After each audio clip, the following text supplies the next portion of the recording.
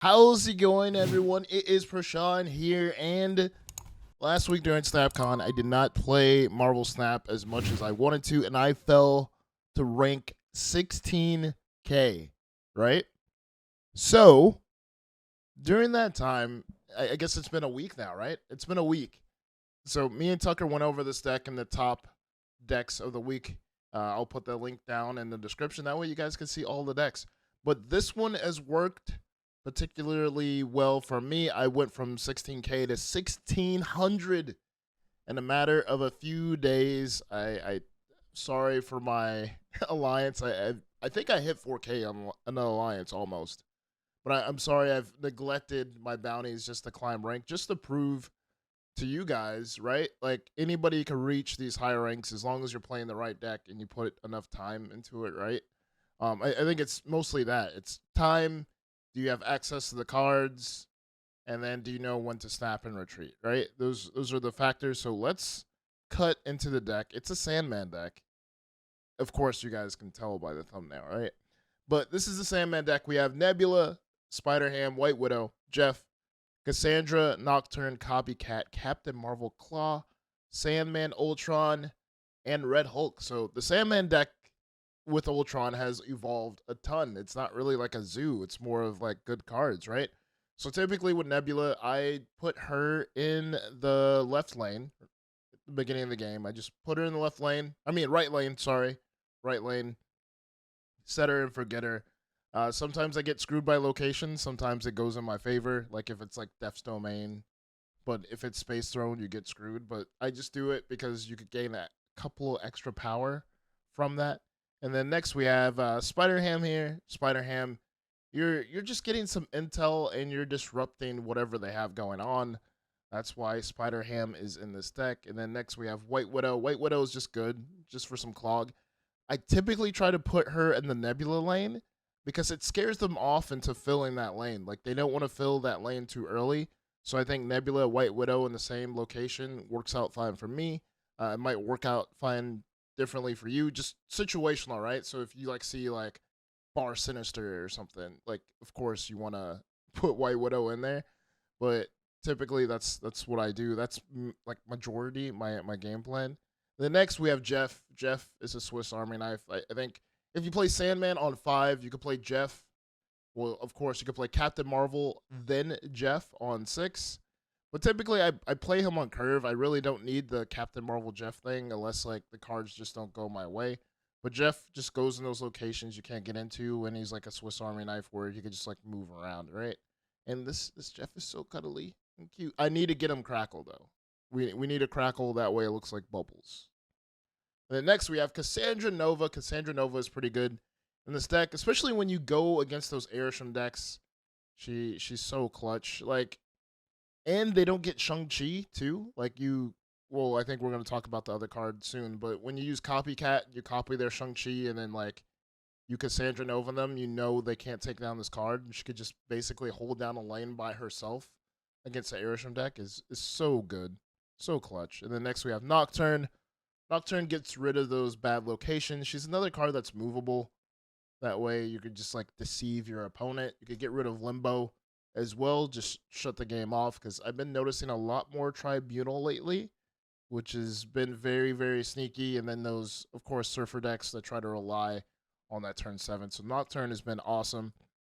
And Copycat. Copycat has been an MVP in this deck, I might add or say. Like, especially when, like, you copycat a Iron Man like at the beginning of the game, you're like, oh crap.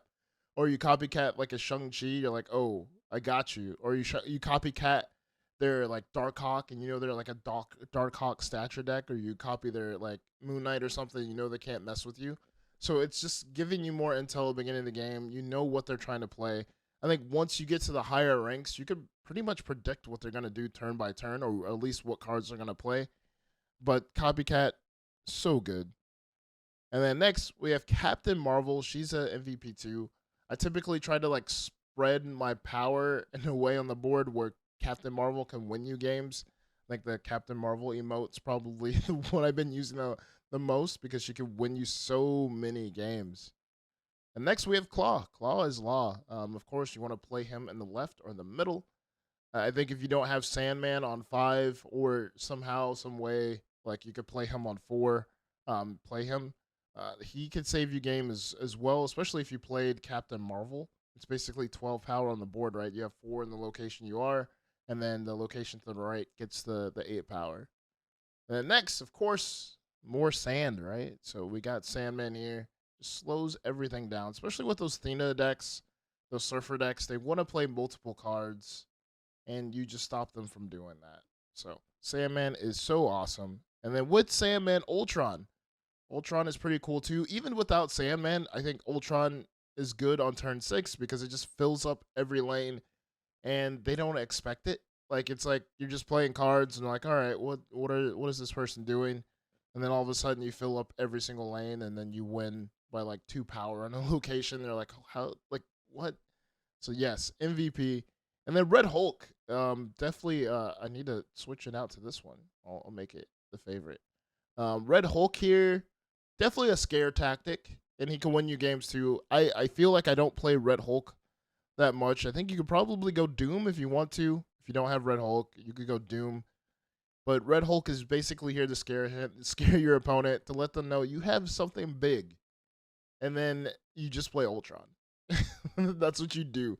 You just play Ultron, and then majority of the time you're gonna play Ultron over Red Hulk. But Red Hulk can do some justice, especially if you need something to go over the top and go big, right? So that is it for this deck, for this Sandman deck. Like I said, me and Tucker talked about this. This deck is so good and so awesome.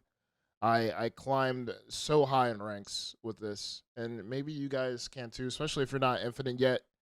You guys can too. So enough of me talking about it. Let's be about it. Let's play some games and let me show you how to pilot this deck. So let's get into it.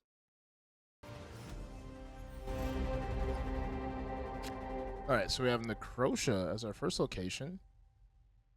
Let's see, y'all. Let's go Nebula. They go Rocket, swing and the miss. Rocket into Necrotia. That's pretty interesting. All right, let's go Spider Ham in the mid. Let's see what they're doing. Falcon. So they're a bounce deck that can't do as much bounce as they want to, right? So we have expansion. We copy their bishop. And I think we go copycat into Necrotia. So they play Kate Bishop, Kitty Pryde. So that collector's going to get beefy, right? Oh, we get 2 Nocturnes? Can I get a Captain Marvel? No, we get Ultron. So let's go Nocturne here. I'm going to play Nocturne in the middle. That way they can't move anything in the middle. And I'm hoping they don't have the Acid Arrow. I'm pretty sure they're going to play the Acid Arrow into Necrotia. We get the Abby. Let's go. Yeah. I figured we were going to get the Acid Arrow there, huh? So turn 5. What do we do here? Do we go Sandman? Snap. I think we go Sandman.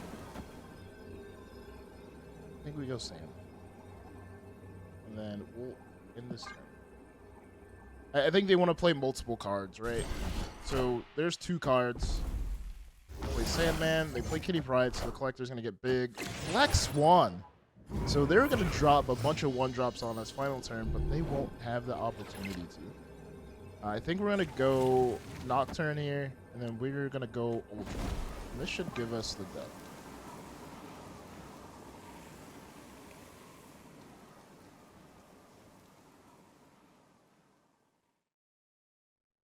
Yeah, they retreat.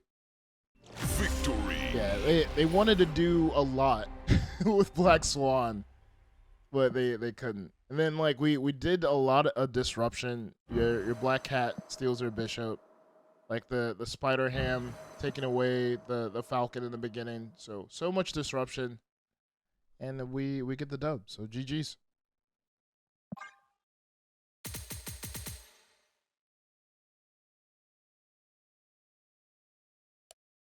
This Jeff looks so cool.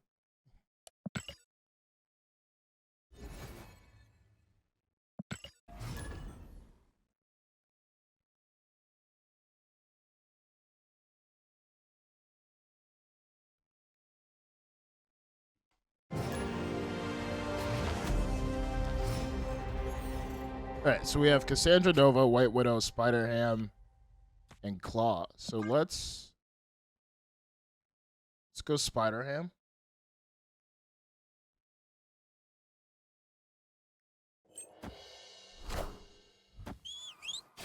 So Nebula's gone, which is fine. I think it's fine. White Widow, their White Widow's gone.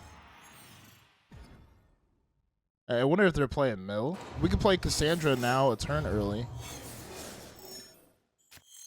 So let's do that.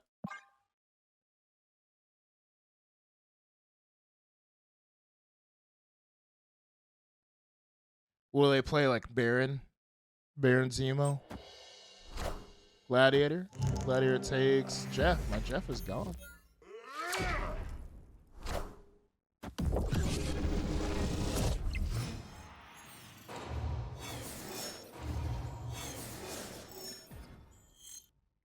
Expansion. We copy Shang-Chi, which is awesome. Let's go White Widow.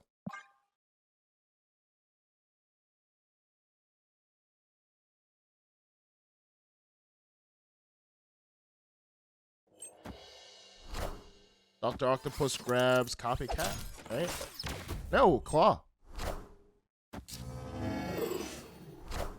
Is it lowest power, right? Lowest power. So expansion's pretty beefy. They have Elsa, Sentry with the void there, so they just cancel each other out.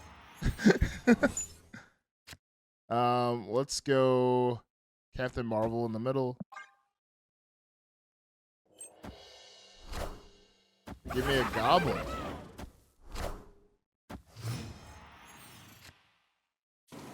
Let's go Sandman. I think we could still win this.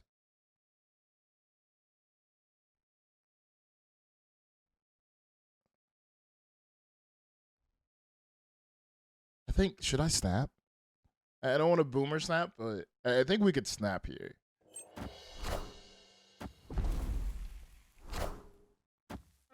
Was that take Nocturne?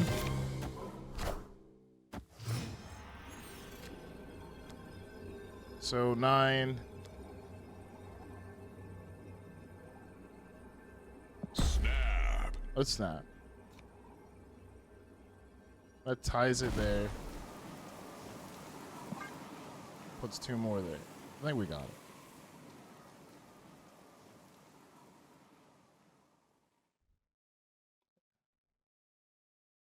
They're Copycat. There's no strings on me. Yeah, we got it. Victory. GG's. They got me with that goblin. Got me with that goblin. GG's. We stole 4 real quick, right? Like I said, like Ultron can save you. Ultron and Sandman can save you. I'm pretty sure they thought, like, fine. Like, I can't fill 2 locations, right?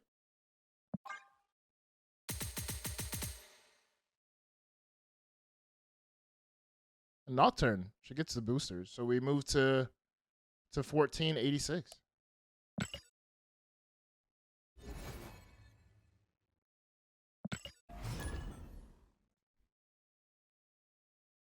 So we get here.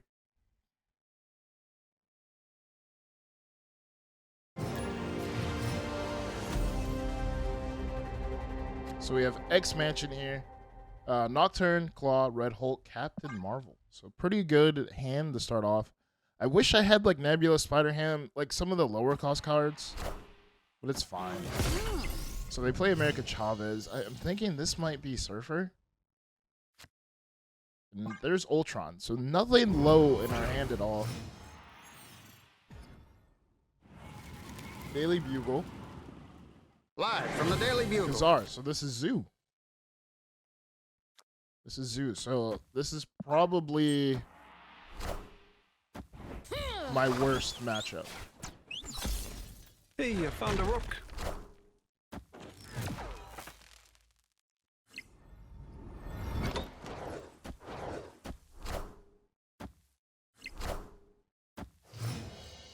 All right, turn 4. I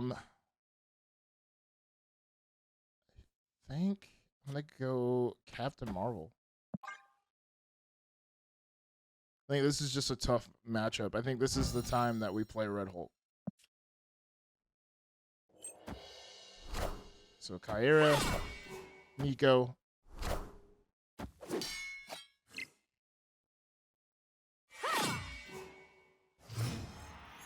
Turn 5. What do I want to do here? I think I want to go Claw. I want to go Claw.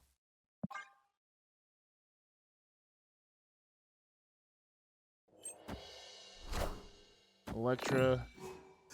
They're filling up all their locations.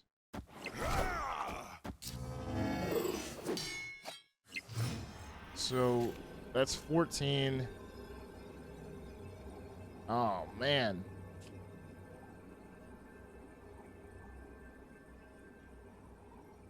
So I can't go Ultron.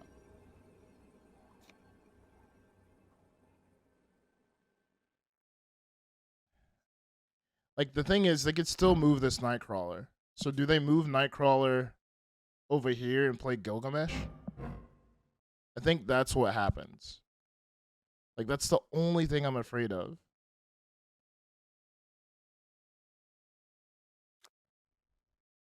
Maybe I should have went Nocturne. That way I could have had something to move too. But I guess we go Red Hulk there and we live with the consequences. Blue Marvel. And we're still able to win.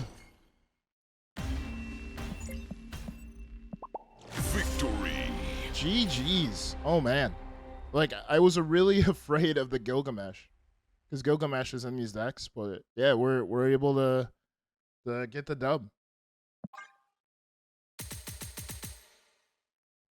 Boosters.